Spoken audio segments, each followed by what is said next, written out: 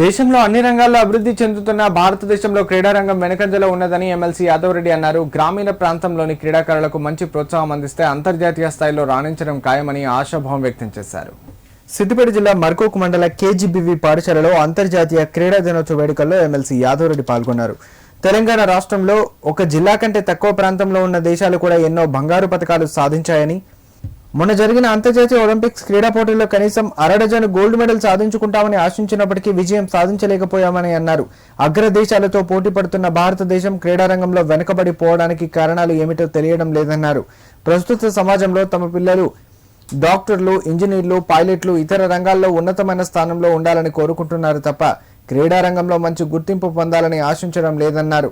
గ్రామీణ ప్రాంతాల్లో కూడా పీటీ ఉష, కన్నా మల్లేశ్వరి లాంటి క్రీడా నైపుణ్యం కలిగిన క్రీడాకారులు ఉన్నారని ఎమ్మెల్సీ డాక్టర్ యాదవ్ రెడ్డి పేర్కొన్నారు. కార్యక్రమంలో మాజీ సర్పంచ్ భాస్కర్, మాజీ ఎంపీటీసీ తుమ్మ కృష్ణ, కళాశాల ప్రిన్సిపల్ భాగ్యలక్ష్మి, అధ్యాపకులు పాల్గొన్నారు.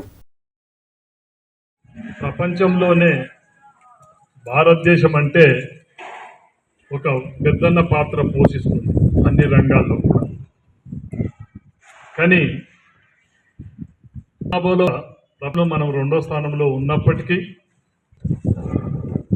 కిందికెళ్ళి స్పోర్ట్స్ అండ్ గేమ్స్లో మాత్రం కిందికెళ్ళి 2వ స్థానాన్ని మనము ఉన్నామంటే అది చాలా ప్రతి ఒక్క భారతీయునికి, విద్యార్థికి కూడా చాలా బాధేస్తుంది.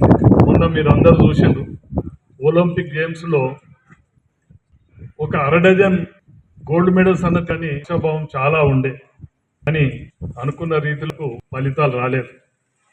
ఒక్క మన జిల్లా అంతా ఉన్న రాష్ట్ర దేశానికి కూడా కొన్ని గోల్డ్ మెడల్స్ వచ్చినాయి. అది చాలా ఒకసారి మన దీన్ని చాలా ఆడాలి. ఇంత పెట్టుకొని అన్ని రాళ్ళలో కూడా అగ్రదేశాలకు ఆదర్శంగా మనం ముందర పోయినప్పుడు ఈ గేమ్స్ అండ్ స్పోర్ట్స్లో మాత్రం ఎందుకు వెనుకబడ్డది అన్నది ఇప్పటికి కూడా నాకు అర్థం కావడం లేదు. కల్పించబోతున్నా లేకపోతే ఉపాధ్యాయుల తల్లిదండ్రుల పరంగా ప్రభుత్వ పరంగా లేదా ఇది ఇంకా